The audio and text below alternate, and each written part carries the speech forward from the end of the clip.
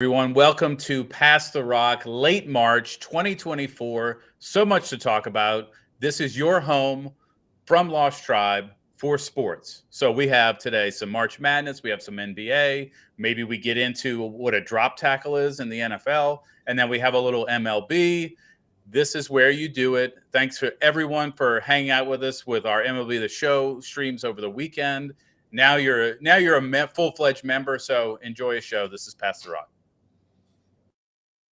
What do y'all pass the gosh darn rock? Hey yo, I'm trying, I ain't lying, and hosting this will be Brian. Posting like Kobe Bryant, flying to see the pie. Get the hezzy, we got Jesse, opinions get kinda messy. A fan of out of lefties, from football to racing jackies. He go silly when he go deep, sheesh, is Zach Zeman. Teaming up with Jack, we stack the whole team, man. Pass the rock, don't stop the shot clock. Smack the slap shot, come on, now let's talk. Pass the, yo partner, pass the rock, for real.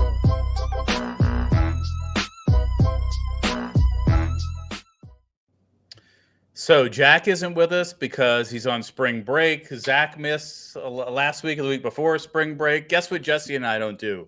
Take a day off. Jesse, how you doing? I'm doing great, and lots of hard work over the last few days, especially during the round of 64 and 32. I was locked in at my desk all day, really, really grinding. So keeping an eye out for any highlights that are worth posting, and just doing my job, doing my due diligence. Yeah, free views right there, baby. Posting some March Madness highlights. What about you, Zach? Hey, I missed last week because of spring break, but we're back. We're ready to get back into it. And I'd like to go on the record. I know we're going to be talking a lot about March Madness. Let's not forget, Samford got hosed. The Samford got hosed, and Zach is bringing that. Zach's like, everybody, you go down to the Gulf Coast. Do whatever you need to do for spring break. I'm bringing back # Cleveland spring break. That's what I'm all about, and I just want to applaud you for that. Yeah. No, Cleveland was it was Cleveland, so made the most out of that. All right, Jesse, how bad do you need a March Madness second chance bracket? Oh, pretty bad. I started out pretty hot on day one, just like everybody else, and then pretty much everything fell apart in the round of 32. Had some upsets that didn't go the way, and then had some favorites that didn't go our way either. So I'm in dire need of a second chance bracket, and you can bet that I have UConn over Creighton in the final. So Creighton, I know they had a close game in overtime. That game had me on the edge of my seat, but it's going to be a good one. And UConn just looks so good. I'm definitely riding with them the rest of the way through after the first two. So second chance, I definitely needed it, and I'm glad that I have it. Yeah, let me just say my bracket fell apart, the one I have in the Lost Tribe bracket challenge, because of the Fighting Bruce Pearls losing on day one. I can't, you can't lose to Yale. I'm sorry. It's just inexcusable. And, I got to get him on the horn and find out what's going on. Although I'm going to wait a few weeks because I'm sure he's about 1,000 times more pissed than I am about it. So what about you, Zach? Do you need a second chance bracket? Definitely could use a second chance bracket, but I'm not sweating it too much. My original two national champion contender picks are still in the tournament. I have Arizona going over Creighton. I've had Arizona going over Creighton. I made one bracket. I'm just riding the bracket. Look, it's only 36% accurate. It's already been busted to God knows where. But if the national champion still pulls through, it'll look pretty good at the end of the day. So we'll see. Did you say it's 36% accurate? That seems low to me. 36% accurate because I chose certain upsets that would prevent teams like UConn from going far or stuff like that. So look, as long as it ends up being Arizona Creighton, I'm going to say I did a fine job this year. I'm not too worried. I'm not going to get myself worked up with second, third chance brackets that come down the line. Be like, I'm going to get it this time. At this point, it's significantly easier to get it. There's really no glory in a second chance bracket, in my opinion. Well, I have a big argument to that, and Jesse's going to fight it for me. Jesse, what are we doing about a second chance bracket? We're hosting one. We're giving people another chance to get in the money. So $100 to the winner of our second chance bracket. And you can act like you had the first two rounds all correct, and now you just have the Sweet 16 left to go. And it's something that's actually feasible. And, that we do our bracket challenge every year that's actually impossible. Like, statistically, nobody's ever done it. But I think a second chance bracket, only 16 games, and you kind of weeded out a lot of the wild cards so far. So I think there's more of a chance that you can actually get that perfect bracket. And I can't wait to see the entries. We already got 15 or 20 people joined for the second chance bracket. So make sure you go fill it out. However, I will say in my second chance bracket, I have Gonzaga over Purdue. So I think the Zags are going to zag. And I think the Boilermakers are going to boil down and lose that game. So Exactly. Okay, let's get to it then. So you can check out in the chat right now. There's a link to that bracket. I'll throw it in the show notes for this episode, and it's all over our Discord. So check that out. It's in our link tree as well. If you go to the link in any bio on our pages, it's the top link. There you go. Perfect. So Zach, is anyone stopping UConn at this point? Well, before we really get into what UConn, their road ahead, let's just be honest. Their path so far has not been very difficult. They beat a 16 seed to a pulp, and they beat 9-seeded Northwestern pretty handily. Like, two very easy games for an extremely strong UConn team. We haven't really seen them, at their full might against a heavy hitter. But at the same time, I think there's no one left in their region to stop them. If we're going to get someone that's going to be able to stop them, we have to look outside of their region. Like I said earlier, I do like Arizona in this tournament. I like North Carolina in this tournament. If Purdue actually gets their stuff together, maybe they could defeat them late in the tournament, talking national championship at that point. Creighton and Tennessee facing off against each other kind of sucks because those are two teams that I think would have a decent shot against UConn, but the winner of that game could knock them off in the national championship. And finally, I mean, Houston with their lockdown defense, always like Houston, but the offense, of course, it's like, they have it all together this year, but defense is their main strength. Will their offense be able to keep up? We'll have to see. But those are the teams I like having a good shot against UConn this year. But right now, it is UConn's to lose. It's UConn's tournament to lose. They can go back-to-back. We just got to see it.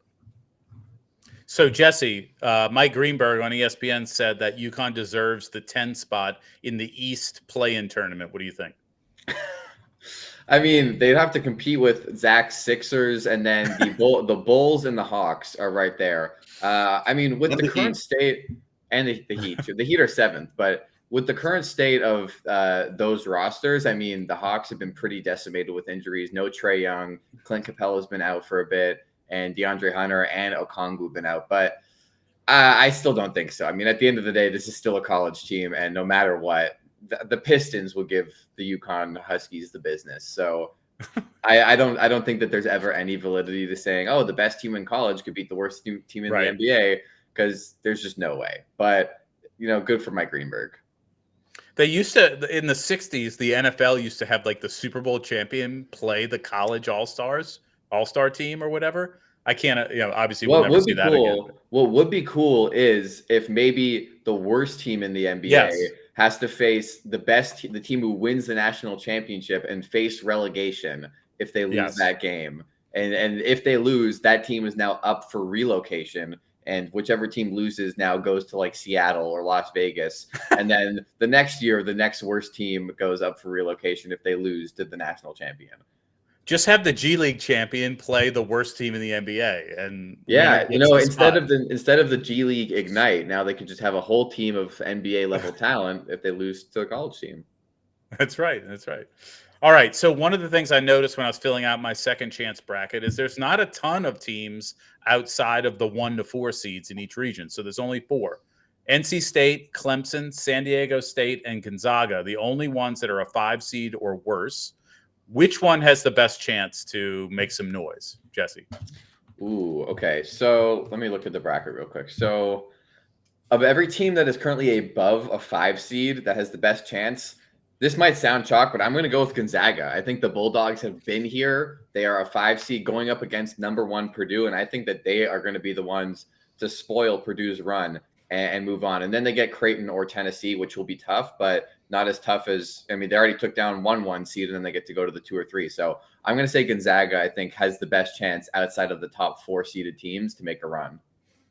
Yeah, and let's remember, San Diego State made it to the Final Four last year. The only problem for them is they have UConn staring at them in the next round. Zach, your thoughts on that?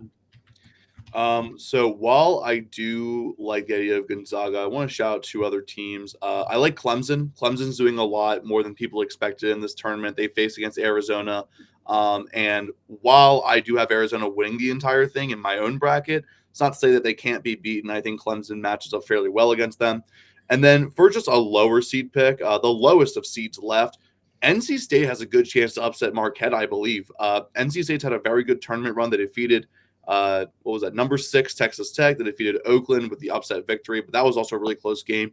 Oakland had a great game plan going against Kentucky. They had a great game plan going against NC State, and NC State was able to overcome that. Meanwhile, you have a Marquette team who has defeated a 16 seed and a 10 seed, and the Buffs gave them a lot of trouble in the second round. I think NC State could really pose this Marquette team with a big challenge. I think this NC State team is a team that I thought would make a deep run in this tournament. They're proving me correct. I think they can get to the Elite Eight, beating Marquette.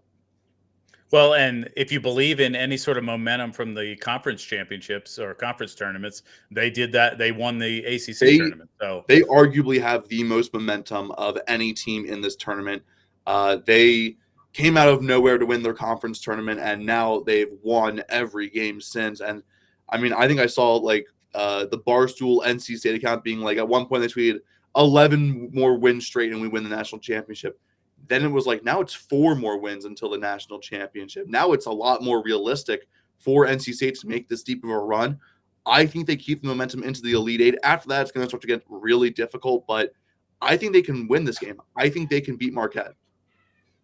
Yeah, then they're probably staring at Houston if they get through. So that's where it gets tough. Yeah. It gets real tough real quick. But all 4 number 1s still alive, many of the number 2s. So exciting tournament playing out. We got the second half of the women's round of 32 tonight for them to get to 16. LSU already punched its ticket through. South Carolina. We got Iowa tonight. Caitlin Clark's last game in Iowa City. Caitlin Clark's last game against the West Virginia Mountaineers. I'm very excited for the best player in college basketball to lock up Caitlin Clark. JJ Quinterly, remember the name. Tonight she's going to be on a big stage. How big of a underdog are they? I don't know. I actually haven't checked the odds, but I mean, hey, never tell me the odds. Doesn't matter. Is she related to Javon Quinterly? Who's Javon Quinterly? Javon Quinterly was in the NBA. He's not in the NBA. He's on the Memphis Tigers now, but he was part of the original Jelly Fam movement and was very popular, like him and Naz Reid and all those guys. So he bounced around. He was a very high prospect, but I was wondering if they're related. I feel like I would know that if they were related, so I'm not sure. Maybe I'll have to look into that later. Yeah, it is. I think they are. But speaking of Javon's in college ball, Quinterly plays a lot like former West Virginia stud Javon Carter. So if you need a little comp there, that's your comp. Very excited to see how tonight's matchup plays out.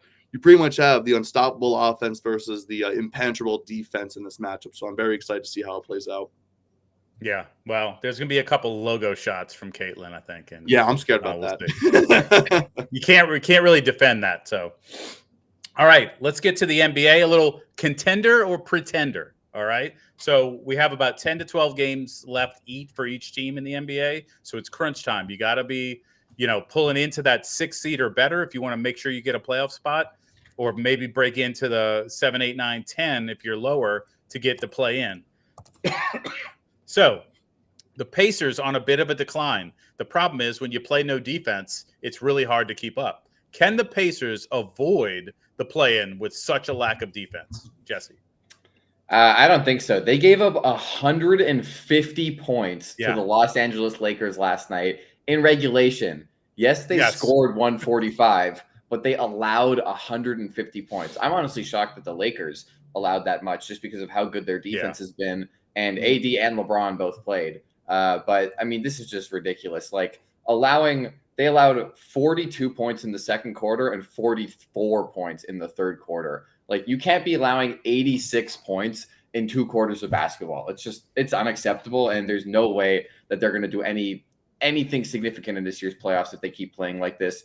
Tyrese Halliburton, I don't know what he did at his party at All-Star Weekend, but he partied a little too hard because he has been in a pretty bad slump since the All-Star break. I think he's shooting very low percentages, a lot lower than the first half of the year. So he's having that post All-Star slump, and honestly, it seems like, the rose-colored glasses have come off on the Pacers. Like, they were this hot team that we thought was actually going to make some noise when they were, I believe, 4th in the East for a while. And now they've kind of regressed back to the 6th, 7th, and maybe even lower than that if they keep losing. Yeah. So it's not looking good for the Pacers. And I think with their current state of defense, it's just not going to work. I mean, Miles Turner is a great defensive player, and Pascal Siakam is pretty good on the defensive end too. But it's just their guards and their wings outside of Siakam and whatever. They don't have the defensive presence that they need.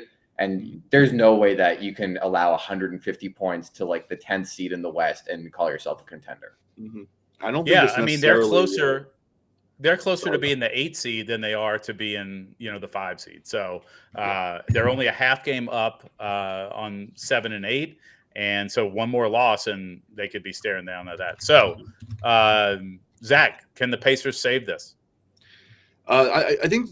I mean, the Pacers. The hardest thing about the saving the way the Pacers play, like this is just their play style. Their play style is to score 125 points per night and then see if the other team is able to keep up with them. Here's the issue. Teams have figured this out and they're beating them at their own play style. They're beating them at their own game. We had the Lakers loss last night where the Lakers up to 150. They lost to the Bulls on March 13th, 132 to 129. The Bulls were able to adapt and play their style of basketball. You could argue that, even the Spurs were able to adapt. They scored 117 on the Pacers. The Spurs, a notoriously bad offensive team. The Pelicans dropped 129 on them on March 1st. The Raptors dropped 130 on them on February 20th. That's a story. Like these aren't necessarily teams that are great offensively, but they're getting around 125 points. The Warriors on February 8th dropped 131 on the Pacers. Like these are teams that are either making it way closer than it should be or blowing them out at their own style of play. And this is becoming more and more of a trend. If this continues for the Pacers, they won't be able to do anything in the playoffs when teams are able to adapt to that play style even quicker and are even more focused on this. You get to see the same team at least 4 times. They're going to adapt and they're going to beat you at your own game. I take offense that you put the Pelicans in that group. We have the second best net rating since the All-Star break. I'm not Thank saying you very much. No, I'm just reading off the wins I'm just reading off the Pacers losses that come against teams scoring in the manner that the Pacers like to score. It's not about who's good or who's bad at offense. It's the fact that it could be any team, any night that adapts to the style of their play, whether it be the lowly Lakers, the really good Pelicans, or even the absolutely trash Bulls. Any team is able to adapt to the Pacer style of play. And if they're able to outscore the Pacers, that's it. That's the goal of the game. Drop as many points as possible. Yeah, they're still playing all-star defense. That's the problem with the Pacers. So, all right, Zach, back to you. Can Joel Embiid of the Sixers? Now, remember, the Sixers are one of those teams a half game back of the Pacers. Can Joel Embiid save the season for the 76ers, get them into the playoffs? If Embiid's able to come back within the next few weeks, I think, especially if he's back in the play-in, they're going to make it through the play-in. The Sixers with Embiid are obviously a top 6 team in the East, I would say. But it's really tough. It all depends on how he comes back, at what capacity he's able to play. If we get an 80% Joel Embiid, I think they make the playoffs. I think they're absolutely fine. They can compete in a series with Milwaukee or Boston. They don't win that series. But let's be honest. If Embiid comes back or not, it doesn't look like the Sixers are contenders this year. I could admit that. It looks like this is not going to be their year. They need a good offseason to refresh, bring out a team that probably doesn't have Tobias Harris and has more help for Embiid. I don't think the Sixers are contenders this year. So you're saying they are the same as last year when they weren't contenders as well? Yeah, pretty much. Eternal All pain. right, contender or pretender? The New York Knicks. So Jesse, this one's for you. OG and Brunson are healthy. If they can get Randall back, what is the ceiling for this Knicks team? I actually think that this team is a contender. I think that they have as good of a shot when healthy as any other team in the Eastern Conference outside of the Celtics. Like, I think that the Celtics are the clear number 1, And then after that, it's really kind of preference on if you like the Bucks, Cavs, Knicks. I think those are the top three who are really competing. But the Knicks, I have a lot of New York Knicks in fantasy basketball this year, so I've paid a lot of attention to them. Jalen Brunson is playing great basketball. Josh Hart is playing great basketball, and he's been. I think Josh Hart has been one of the most like solid and reliable players in all of basketball this year. He played 48 minutes every single minute last week. He was the only player in the league to have done so until 2 nights later. Miles McBride, also on the Knicks, played 48 minutes. So they're not running very deep right now. But also Dante DiVincenzo has been playing great this season as well. I mean, the Nova boys are just balling out in New York. They've also got the depth pieces of Bogdanovich and Burke. So, I mean, this team, I think that this team is deep. They are star-studded where it matters. They've been playing really well, great defensively. I think they held the Sixers, I think, to like 75 or 80 points last week, like one of the lowest scoring games of the season. They held a lot of opponents lately to under 100 points. The complete opposite of what the Pacers are doing. So I think that this team is a defensive-minded team that can score, that has the guys who can hit the big shots. So I think that their ceiling is at least the Eastern Conference Final. And if they can get lucky and somebody else can bounce Boston, or they just can wait until the Eastern Conference Final to face Boston, I think that they have a very good chance. And honestly, I would be surprised if the Knicks exit in rounds 1 or 2 of this year's playoffs, and especially if they get their guy Julius Randle back in a few weeks. Well, at their current spot, they would have to play the Celtics in round 2. So, but you're saying Knicks and Bucks match up in round 2. The Knicks win that series. See, it depends if they have Randall, because I don't know who on the Knicks is guarding Giannis. It might not be able to be Julius Randle anyway. It's not Randall, but he at least helps to have another bigger body, because the Knicks, the one place that they are a bit shallow is center. With I mean, Isaiah Hartenstein's had a good year, and Mitchell Robinson is good, but he hasn't been healthy, and it's a tough situation. And if Isaiah Hartenstein has to guard Brook Lopez, then I don't know who you put on Giannis. And if it's Julius Randle, that could get ugly. But I do think that this team has killers, and I think that they could definitely take the Bucks pretty late into a series, and I think that it would at least go 6, maybe 7. But I just think the Knicks have played really, really great basketball this year, and I think that the Bucks haven't, and I think that the Knicks are much better coached. Tom Thibodeau, say what you want about him running his players into the ground, but he's a great coach. He was coach of the year, I think, a year or 2 ago with this Knicks team, and he's been great. And I don't think that Glenn Rivers has what it takes in the series. I would trust Giannis and Dame over Brunson and Randall, but there is the coaching staff in the mix there too. Yeah, I think if you're the Knicks in that series, you almost have to take out everybody else and just make Giannis beat you alone. Not that he can't. He can absolutely do it. Yeah. But, their defense, the Bucks defense has been better lately, but it's not unbelievable. And look, I love Josh Hart. He's the gluiest of glue guys that they have in the NBA, not just on the Knicks. So, Zach, quick thoughts on the Knicks and what their ceiling is. Mm-hmm. Yeah, I kind of agree with Jesse on this. I mean, the Knicks, I like what they're doing. I really like how they're coached. I really like how, they play really hard offense and defense. But, I mean, just look at the rosters of the Celtics and Bucks. It's hard to pick them over either of those teams.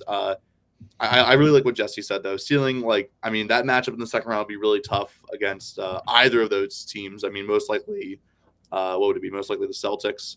I mean, it's a tough road. The East is it's top heavy, and I don't think they're ready to compete with them just yet. But give it a few years, give it a few players leaving, swapping teams. Knicks could find themselves on top in a year or 2. I just want to say real quick, so the current injury status, Julius Randle is progressing but has yet to do full contact. Mitchell Robinson is also progressing, but his timeline for return is still unknown. He's been out since December 8th.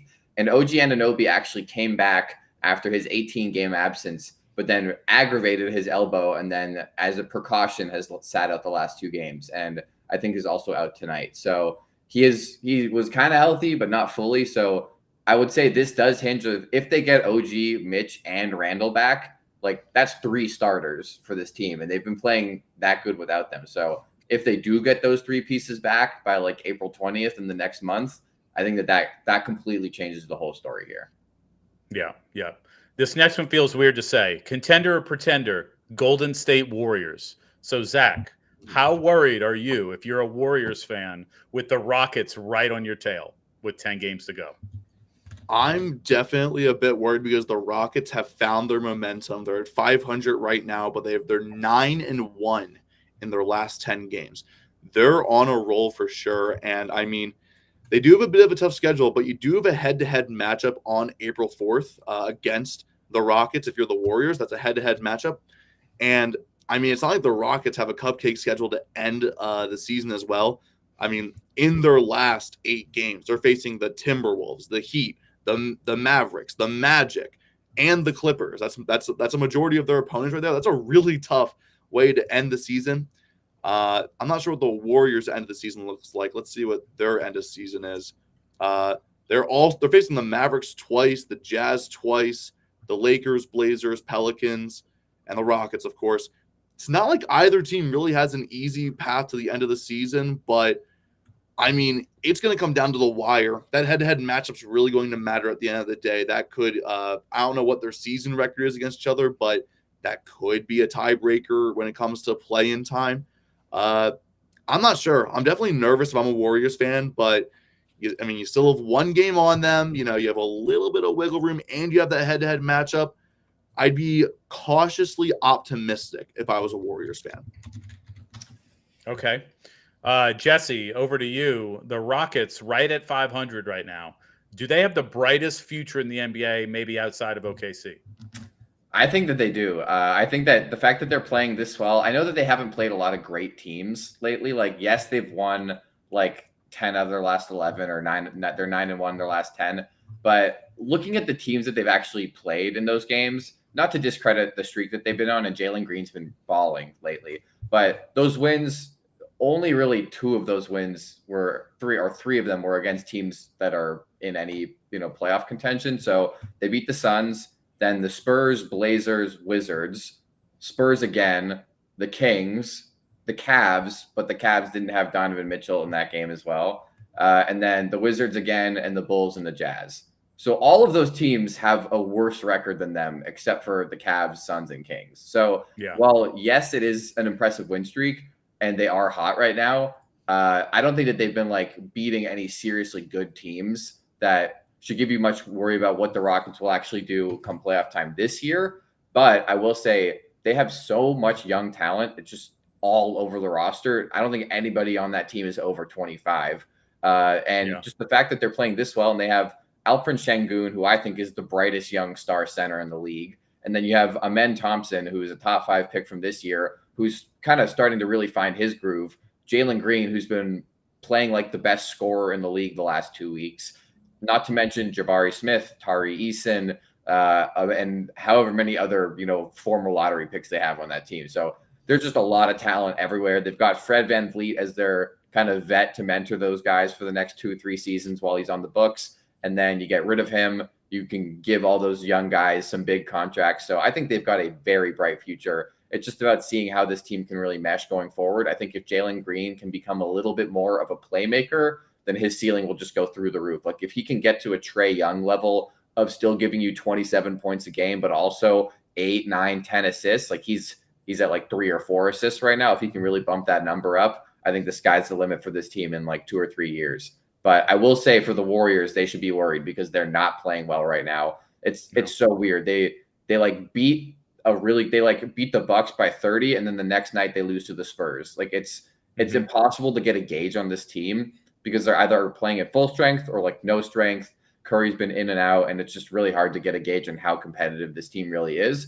So I will say, finishing off the season, they get a couple gimme games here. Like they face Charlotte, San Antonio, Portland, not New Orleans, Utah again. There's some easy games in there that they have to win, and they can't do this dilly-dallying of beating the good teams and losing to the bad teams. It's like they're like the Bills of the NBA. It's like they can't afford to lose to those bad teams. Yeah, and I mean, you can almost tell in the first 5 minutes if Steph's on, they're probably going to win. If he's not, they're probably not going to win. And then the Rockets really made their run once Şengün went out with injury. So yeah, it's weird. Ever since Şengün went down, I think they've won almost every single game, which is just weird because he's their best player. I mean, hey, kind of similar to the Knicks missing Julius Randle and Mitchell Robinson. Those are two guys that I thought would be make a bigger impact on those Knicks teams. They've been able to adapt. Hartenstein's really stepped up, and I mean, hey, they're on a roll too. Yep. Yeah. So yeah, because the Twitter sharks are out. They smell blood in the water with Şengün being out, and be like, what about a trade this year? What about my team trading for Şengün? You know, everybody's, I guess, low rent Jokic at this point. So, all right, this one's for you, Zach. Contender or pretender? LA Clippers. All right, they're sliding a bit. Okay, they're only a half game up on the Pelicans for the 4th spot in the West. Do you think that anyone is scared of them anymore? I don't think they're as scared as they were. I mean, I still feel like this team at full strength does contend in the West, but I don't think they make it out of the West. There's just a few teams that I think are just better than them like this year. I'm picking the Nuggets over them. I'm picking the Thunder over them. I'm picking the Timberwolves over them. I'm like 50-50 with them and the Pelicans. I'm probably putting the Suns over them, and I'm probably putting the Mavericks over them, but although I think that one would be close. The main issue right now is that we're just not seeing what this Clippers team, what we know they can do. Plus, losing Russell Westbrook for a little bit of time does hurt. Just right at the end of the season, it's like, oh, you lose like your 6th man off the bench. Like that kind of hurts how we feel about them as well. I think they'll definitely make some noise in the playoffs, but I don't think they're a contender this year. Jesse, any thoughts on the Clippers? It's tough because 2 weeks ago, I thought that they were the scariest team in the West. And then since then, they've kind of been sliding and have been not as scary. And I mean, I know that they've had like a couple injuries and they might just be comfortable making the playoffs at this point and like kind of shutting down where, you know, they're not going to give it all their 110% every single night and just kind of coast into the playoffs. Because I think this Clippers team, their philosophy is, we might not win every night, but you will not beat us 4 times out of 7. And I think that at this point, they just want to get to the playoffs and then prove that. So I'm still pretty scared of this team. I think that I would be more scared to play the Clippers than the Thunder and the Timberwolves at this point still, just because of all the guys on those teams. I know that they have a better record, but when it comes down to it, I mean, I know the Clippers haven't proven anything ever, but when it comes down to it, if I have a game on the line, I would take the team that has James Harden, Kawhi, and Paul George over a team that has, you know, Shea, Chet, Jalen Williams, all those young guys, even though they've been playing great and they have a better record by like 2 or 3 wins now. Come playoff time, I'm taking the guys who have been here, who have been in those moments. And even though the Clippers haven't played like the team that they were leading up to the All-Star break, I think this is just a team that's getting into the playoffs and will work from there. And as a Raptors fan, I can say that it worked because Kawhi kind of took his foot off the gas the last 20 games of the regular season. And then as soon as the playoffs started, 42 minutes a night, 31 points per game. So let's just wait and see until the playoffs actually start. We got about another month till we get there, but I'm still scared of this Clippers team. I think outside of Denver, they're still the biggest threat in the West. Yeah. I'm just going to add one more thing to that. While I get that, you know, like Kawhi will show up, will James Harden also show up in the playoffs? He had a very tough playoffs last season where one night he dropped 40, the next he drops 9 points, and you can't have that for a guy that's in your starting rotation that you expect to be leading this team to championship aspirations. I think Harden can get rid of the narratives around him and his recent playoff performances, but I need to see it to believe it. That's another big question mark I have with this Clippers team come playoff time. Yeah, the problem with the Clippers is the defense in the post. I can tell you watching the Pelicans play them that Zion has no trouble getting in there and scoring at will. There's other teams that will have that. The Kings have that. The Thunder, a little bit less. So, yeah, maybe you're right about the Thunder. I think the Timberwolves could match up pretty well with them. But I agree. The names are on this team. They're regressing back to the mean of maybe what we thought when this was first coddled together of, is this a great experiment or not? And they did a lot of winning, and now they're slowing down a bit. So maybe you're right. Maybe it's just a little pause before the playoffs. But if I'm a Clippers fan, I'm a little worried here, especially since it looks like it's going to be Clippers-Pelicans one way or the other. You know, in the first round. And that's not a great matchup for them. I might have to rescind what I said. I was just looking at the Clippers schedule of the last 2 months. So since January 27th, so on January 27th, they beat the Boston Celtics by like 20 points. Okay. Since then, the only team in the entire NBA that is currently like a top 6 seed or better that they've beaten is the Minnesota Timberwolves on March 3rd. That is it. Every single other game against the team that is in the playoffs or like higher, they've lost to, and every other team that they've beat is like a seed or lower. So I was just looking at it. The teams that they're beating, they beat the Wizards, they beat the Rockets, they beat the Bulls, the Blazers, the Hawks, but they lost every other game to the Pelicans, the Timberwolves, the Bucks, the Lakers, the Warriors. All these teams are beating them. They haven't actually they've beaten 2 teams that are good in the last 2 months. So now looking at their schedule a little more deeply, I feel a little less confident, but Yeah, I they still also think, just randomly lost to the Embiid-less Sixers. They let Tobias Harris drop 24 and Cameron Payne drop 23 points on them. yeah, I don't want to take it too seriously though, because I do stick by my original point that I don't think that they're going to take the end of the regular season that seriously when there's 10 games left and they just don't want to take any chances. So I will say I still think that once we get to the playoffs, a different gear will turn on. Same with the Lakers. They're the 10th seed of the regular season, but when you get into the playoffs, you don't want to face LeBron and AD. So unless you're the Nuggets, but anyway. Right.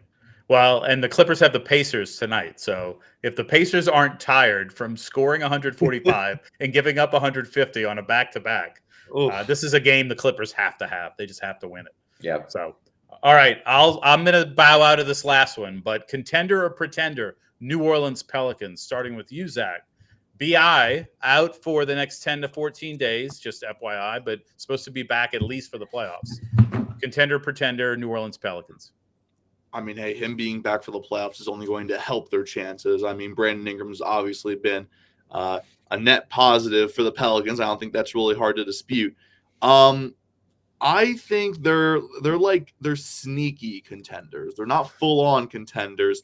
It's a very tough West this year. It's not like I can just be like, yeah, the Pelicans are going to be able to make like a lot of noise. Like right now, first round matchup is the Clippers. And while we joke about the Clippers, this is still a very tough team to get through. Second round matchup would be the Thunder if they make it. And while they're young, they play a really good style of basketball. Shai Gilgeous-Alexander's having a phenomenal season. Chet Holmgren's having a phenomenal season. Those who are leading the way for them, and they're doing a phenomenal job. It's just a very tough road for this Pelicans team. And while they do have talent, if you go into the playoffs without Ingram as well, which I don't think they will, I think they're going to have Ingram back by then. But going into that into the playoffs with a not so warmed up Ingram is definitely going to not be the best for your playoff ambitions as well. While I think they have a really good core, the New Orleans Pelicans, I'm not going to say that they're true contenders just yet. All right, Jesse? I'm biased because I just love all of the role players on this team so much, but I actually think that they are contenders because of their role players. I think that this team has more depth than most of the teams in the Western Conference. And I know that the playoffs, you usually run a pretty shallow lineup and depth isn't always the end all be all. But I will say the Pelicans are a team that if they were healthy would absolutely be a contender. But because of their depth, it allows them to still be a pretty contending level team when some of those guys go down. As long as only one of them goes down at a time, I think that they can manage. And honestly, between Ingram and Zion, I think Ingram is more replaceable than Zion for sure, because they have guys who can score on the wing. They have great shooters. Trey Murphy, Herb Jones are both good spot-up shooters, not to mention CJ McCollum and all the other guys on the team. But I think that Zion brings the post game that they desperately need because JV can't handle that all himself, and he really works it inside. But yeah, this team is deep, man. I mean, they have, like I mentioned, Trey Murphy, Herb Jones, Jose Alvarado, Dyson Daniels, Jordan Hawkins, Larry Nance. Like, these are all guys coming off the bench who are quality starters. Najee Marshall. I mean, these guys could all get minutes in a playoff game, and you're not thinking twice about it. So I think that they're very deep. I'm interested to see who they draw in the first round. If it is the Clippers, that's going to be a great series, and I would love to see who comes out on top of that. But it depends how things kind of shake out. If they get the Kings, I would take them over the Kings. If they get the Suns, I think that they could give the Suns a run for their money, just like they did 2 years ago. So I think that could be a fun series, depending if the Suns are also all healthy. So I think that this team has a chance to make a small run, especially if Ingram is back. And I think because of their depth, that they should be poised at least to make it out of the first round. Yeah, look, the Clippers and the Kings would be dream scenarios because they're 3-1 against the Clippers this year, 4-0 against the Kings. But it looks like we're destined. Although the Pelicans have a tough schedule this week alone. They have the Thunder, the Suns, the Celtics, and I'm forgetting the fourth team, like a little gauntlet for sure without Ingram. But so as long as if they stay top 6 and they get into the playoffs without having to play the play-in, that's a small victory. And then if they get matched up with the Clippers, I think that's a huge series for them. The Clippers, not saying they're on their way out, but you're talking about people with a lot of playoff experience. The Pelicans just a little, but they're hungry and they're an up and coming team, kind of like OKC as well. And so I think that's a good one. But tomorrow night against the Thunder, so big game for both sides, really. Thunder, Bucks, Celtics, Suns, the Bucks. Magic. And then the Spurs, Suns, Blazers, Kings, Warriors, Lakers to finish the season. So it gets easier. Tough next 4 or 5 games though. Yes, it is. The next 5 games, every team is the 6th seed or better in their conference. Wow. The last 5 get easier for them, but that's going to be kind of a make or break 5 games for them. See what they're made of. Yeah, you'll see me at the Smoothie King Center this week. Okay, you got Thunder tomorrow night and the Bucks on Thursday. So. Awesome. So good. Look, it's always good to get close. March Madness is fun, but then it feeds into the NBA playoffs, and that's when it gets legit. So, all right, let's shoot over to the MLB. There's a question I wanted to ask you both when we were hanging out with a bunch of MLB The Show pros on Saturday, but I didn't want to throw any shade while we were there. Okay, so we had 8 people that could just play the game. All right, they were perfect on a lot of hits. But here's my question to you. Do you think any of the top MLB The Show pros could hit an actual baseball? Ooh. Jesse, starting with you. I would say yes. Because I think some of the guys are former baseball players who would just like to play the show now. Yeah. However, for the ones that are 18 in their parents' basement playing MLB The Show, I don't know if those skills are necessarily transferable. So I will say some of those guys have incredible reaction times and a great eye for the plate when it's on a screen. I would love to see when it's actually in front of them in real life, but I would think probably not for most of them. But hitting an actual baseball is one of the hardest things any athlete can do, let alone someone who plays video games. So it'd be tough. Zach, any thoughts? I think it entirely depends on the velocity of the pitch and what kind of pitch is being thrown. Let's assume your average major league fastball is 85 miles an hour, right? And I'm talking about if you pitch to them. Oh. If I pitch to them, they're smacking the hell out of it. They're not. You sure? Oh yeah. I think if you said we're going to a batting cage and it's coming out at 65 miles an hour down the middle. They're hitting that. Right. They're hitting that ball. They're hitting that pitch. I think they're hitting a pitch 65 down the middle. I think they're making a hit, or is it going to be like a dribbler? Yeah. Let's think about our team going. Okay, yes, Jack would whiff. He would not be able to hit a 65 mile an hour fastball up the middle. Okay, so that's all we're asking of these people. Can they do it? I think they definitely could. I'm not sure how strong the hit would be, but I think they could make contact and get it into fair territory. So let's just say that. All right, it's a dumb question. I was just thinking, these guys are so good at this. I wonder in real life, you think about Tom Cruise hitting BP for his softball team in A Few Good Men, and everybody that's ever watched it is like, this man has never played baseball in his life. So I was just wondering, have they played baseball? Could they do it? All right, Zach, I'm giving you 2 choices for the World Series champion, the Dodgers or the field. Who are you taking? Ooh, the Dodgers or the field. I kind of want to take the field, as crazy as that sounds. Not because I'm doubting the Dodgers, more so just because the nature of how baseball is.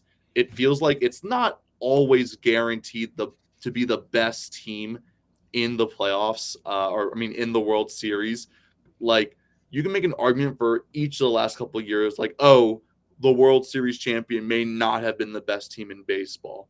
Like, you could argue the Rangers weren't the best team in baseball. At least one of those Astros teams weren't the best team in baseball. Like, the Diamondbacks probably weren't the best team in the NL last year. Anything can happen in playoff baseball. It's that chaotic. If baseball didn't have parity, we would have seen Braves Astros 3 times by now in the World Series. Like, that is what should have happened by now. We should have seen Braves Yankees. We should have seen Braves Astros. And that's what should have happened if baseball was just no parity. The best teams are in it. I think, it's a long season. Anything can go wrong. Shohei has a statement he's releasing in an hour from now that we don't know what that could necessarily be either. Like, He's announcing his can happen. picks for the Final Four. Yeah. Anything can happen in a long baseball season. And I'm just going to say, just because of that, I'm going to pick the field. I'm going to pick any of the other 31 teams to win it besides the Dodgers, even though the Dodgers are obviously the favorites. What happens if Shohei just says, tonight, West Virginia plus 860, book it against Caitlin Clark? Oh, all right. Man. All right, Jesse, any different thoughts? Dodgers or the field? I don't know enough about baseball to give a valid opinion on that. But I will say a fun fact I just saw on Twitter was that the Lakers at 39 and 32 last year, same time this year, would have been 4th in the Western Conference instead of 9th. So no baseball analysis, but fun fact about the Lakers. Great. Thanks. Segue to random thoughts with Jesse. All right. Okay, then going back to you, Zach, since you follow a little bit, what's a World Series prediction for you outside of the Dodgers? So outside of the Dodgers, I'm looking at the top odds on FanDuel right now. So outside the Dodgers, the favorites are the Braves, Astros, Yankees, Rangers, Orioles, and Phillies. I'm only throwing them in there because they're the second highest NL team on this list. And Yeah, I look at these teams, right? I look at what we have available. The Yankees, they have a lot going on. They have Juan Soto for a year. If they make a deep run, we could see Juan Soto in a Yankees uniform for the rest of his career. But baseball is unforgiving. I don't think the baseball guys let that happen. I don't think the Rangers are able to repeat, especially if Jordan Montgomery signs elsewhere. And the Astros, while they do have solid talent, this is not – I know they got Josh Hader, but this is still not the strongest Astros team we have seen. So I like the Orioles actually making it out of the AL.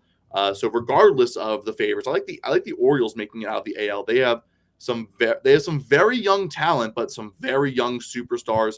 When Jackson Holiday comes up, I'm really excited to see his debut in the majors. He's going to be a star. Gunnar Henderson, Adley Rutschman, just Grayson Rodriguez, a lot of young talent on this team. And they added a few veterans to help here and there, but I like the Orioles coming out of the AL.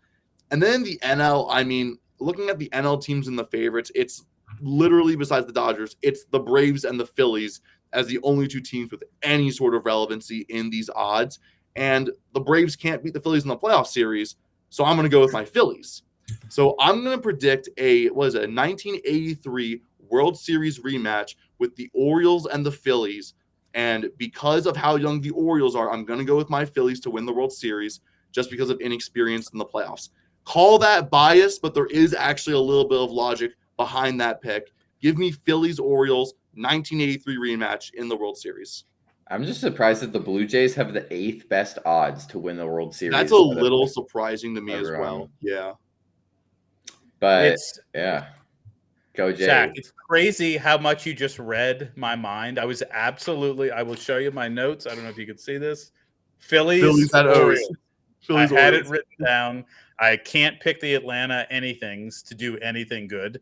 The Astros are hard to pick. Then I had Phillies Orioles right there. I even knew what World Series it was. So I applaud you. You're learning how to be a true content creator. You picked it right. Good job. Mm-hmm. All right. Let's see how good you are. Take us through our draft for today. Yes. Let's do a draft of minor league baseball team names. Minor league baseball with just some of the best team names you've ever seen. I have the first overall pick, and to me, there were 2 names that jumped out at me, but I got to go with the favorite, probably the favorite for the number 1 pick. Give me the Rocket City Trash Pandas. It had to be number one. Easily. All right, Jesse, you have the second overall pick. All right. I have the second overall pick. So, man, there's a lot of great, like, phenomenal team names on this list. But I'm going to go with one that I love some alliteration. Give me the Jacksonville Jumbo Shrimp. I think that they're just so locked in, and their mascot, if you haven't seen it, is just incredible. So, Jacksonville Jumbo Shrimp, second overall, please. That is great. That's a good one. You're right. There are so many awesome options, and of late, everybody not only rebranded, but then every once in a while they'll like choose a random thing for this year that they'll go with. I'm going to go with one I had never heard of until I took my Road to the Show character up to AAA, and his first game was against the Sugarland Space Cowboys, good pick. which are the AAA team of the Houston Astros. So in Sugarland, just right outside of Houston. I think that's an unbelievable name, and I had to go with it. And then my first pick in the second round as we come back. There's so many good ones, but I'm going to go with one that's been around for a little bit, and it's the Hartford Yard Goats. I don't know how many yard goats there are in Hartford, Connecticut, but it must be some legitimate number if they name the team after that. So give me the Yard Goats. Very interesting. I was debating between the Trash Pandas and the Space Cowboys, number one. So, Jesse, you kind of surprised me by not taking the Space Cowboys, number two. I knew you were going to take the Space Cow or the Trash Pandas first. I thought there was a chance Space Cowboys would fall past Brian and I could get it on the way back. That's crazy. That's crazy thinking to me. It just clearly didn't happen the way we thought it would. But it's okay because there's a lot of teams that I can choose from. And you know what? I'm going to go with my glorious King LeBron is from Akron. Give me the Akron Rubber Ducks. I think it's such a great name. The AA affiliate of the Cleveland Guardians, the Rubber Ducks, as my second pick. Awesome. Back to me. By the way, the least threatening opponent name. Oh, we're going against the Rubber Duckies this week. Great. Back to me for the next two picks. These are two names that I thought had first round value, and I'm glad that both of them fall to me. First one I'm going to take the classic, the Simpsons reference. Give me the Albuquerque Isotopes. Pretty cool that they took the name from the show and they decided to adopt it as their actual name. Is that true, or did they have it first? No, that's a great question. They actually adopted it from the Simpsons. Okay, I'm pretty sure. I'm like 90%. I believe you've done the research. And then secondly, another team name that I just love. Give me the Montgomery Biscuits. I mean, to have your team name be the Biscuits, it's just fantastic. I thought you were about to take the team that I really wanted with my next pick. So I think that this is just enough said. Give me the single A affiliate of the Mariners, the Modesto Nuts. And their mascot, by the way, is literally just a peanut wearing a hat. And it's like the best thing I've ever seen. So these nuts are my next pick. I can confirm that the Albuquerque Isotopes were formed in 2003. So the Simpsons had been around like 15 years by that point, which is another stupid stat as well. All right. For my pick in the third round here, I'm going to go with the Amarillo Sod Poodles. I don't know what a sod poodle is, but it's an unbelievable thing to have a poodle involved and it not be a dog. So I'm going to go with that.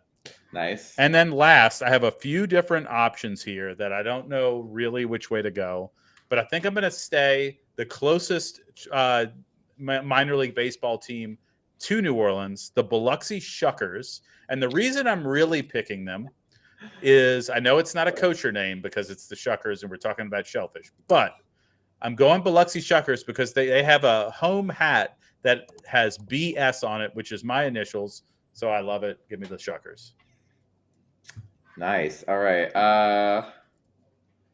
Man, I gotta find a team here to go for my last pick. So yes, your last pick this time, Jesse. Your last pick. Yeah.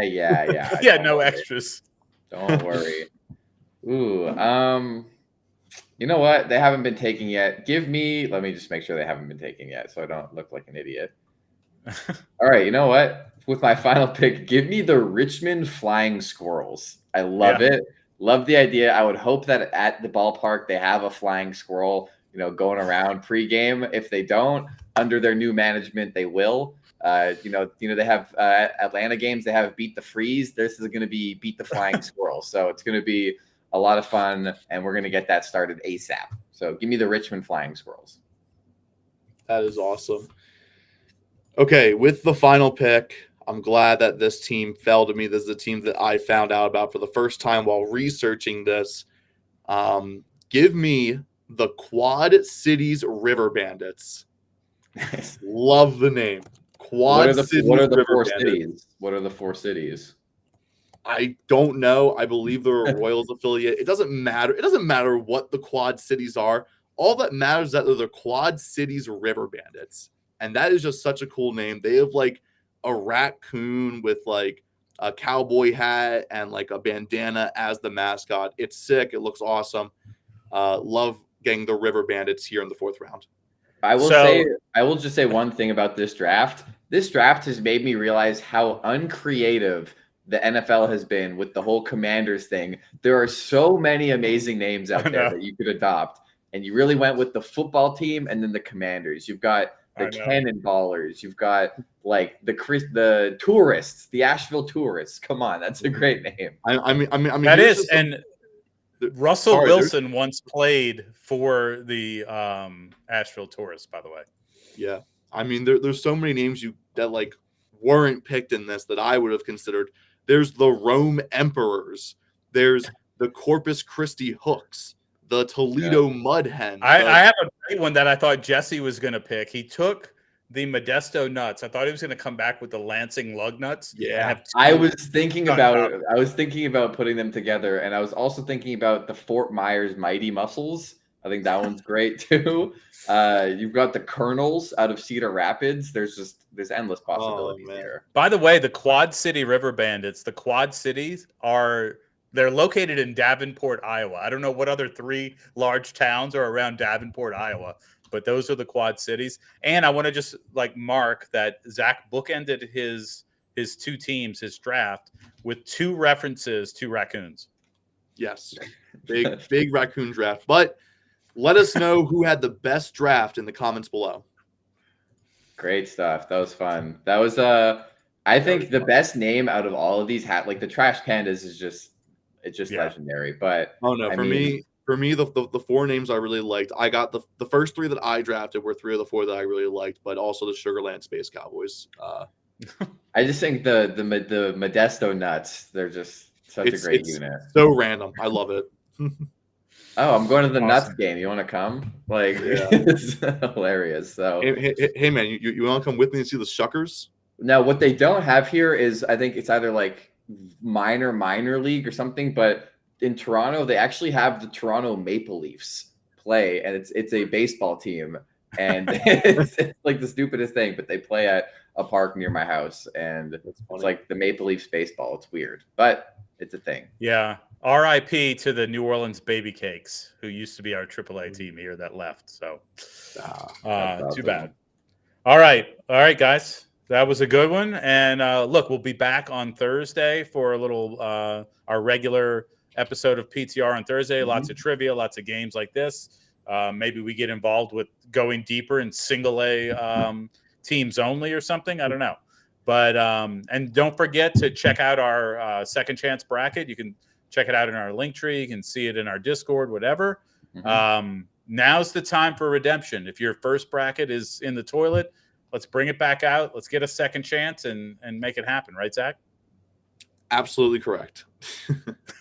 Awesome. All right. We'll see you guys Thursday. Have a good one.